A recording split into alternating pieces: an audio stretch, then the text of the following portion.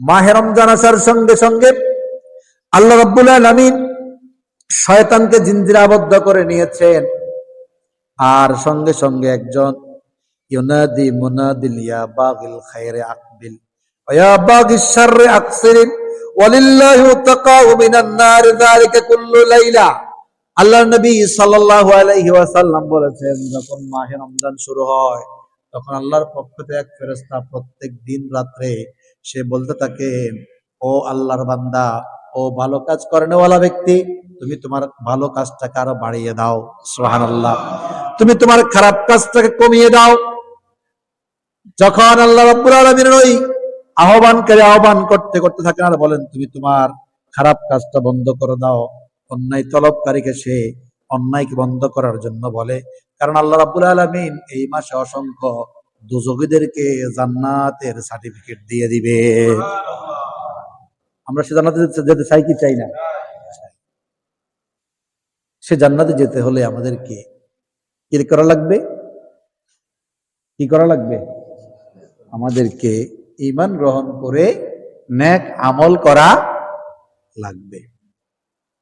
যেরকম আমাদের দেহ নষ্ট হয়ে গেলে ডাক্তার বলে, আপনার এই মুহূর্তে আপনাকে এখন আর ট্যাবলেট, ইনজেকশন, স্যালাইন দিয়ে আর কোনো লাভ হবে না। আপনাকে এখন সার্জারি করতে হবে, ওপেন হার্ট সার্জারি করতে হবে আপনার। এই ছাড়া কোনো উপায় নাই।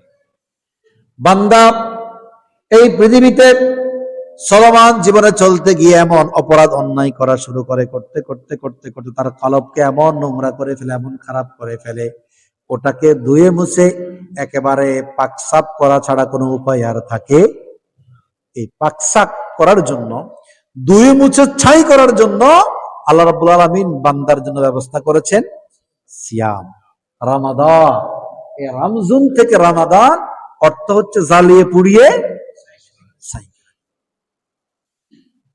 কিন্তু আমরা দেখি আমাদের সমাজের মধ্যে আল্লাহর পক্ষ থেকে দেওয়া বিধান, রমজান মাস আমরা সবাই সিয়াম পালন করি, ঠিক না বেঠিক? ঠিক নেই? সারা মাস রমজান পালন, সিয়াম পালন করি। আমরা সবাই জানি, সবাই হৃদয়ঙ্গম করে নিয়েছি, এই সূর্য উদয়ের পর থেকে, সুবে সাদিকের পর থেকে সূর্যাস্ত পর্যন্ত মুখের মধ্যে কোনো পানি, কোনো খাবার ঢুকতে পারবে? স্ত্রী সহবাস করা যাবে, জেনার কাজ করা যাবে, এটা আমরা বুঝে নিয়েছি, ঠিক না? ঠিক তো? একেবারে যে লোকে নামাজ একদম পড়ে না, সিয়াম রাখছে কিন্তু সে পানি খা, সে ভাত খা, সে কোনো খাবার খা? কেন খায় না সে? না, সে বুঝছে যে খাবার খেলে সিয়াম সাধনা হবে। কিন্তু এই সিয়াম সাধনাকারী ব্যক্তির শুধু খাবার, পানীয়, যৌন কর্ম বন্ধ করাই কি উদ্দেশ্য নাকি? এটাই শুধু উদ্দেশ্য? শুধু খাবার বন্ধ করে দেওয়ার উদ্দেশ্য? আপনারা বলছেন যে না।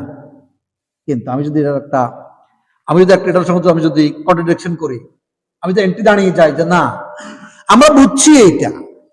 না হলে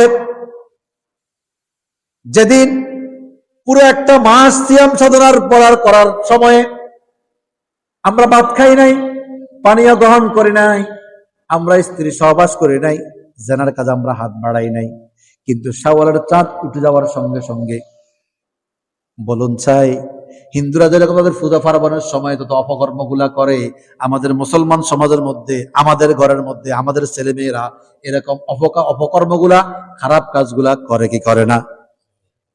করে? বলুন করে? তাহলে বলুন, আমাদের সিএমের মাধ্যমে তাকওয়া অর্জন হয়েছে নি? হয়েছে? লাভ কি?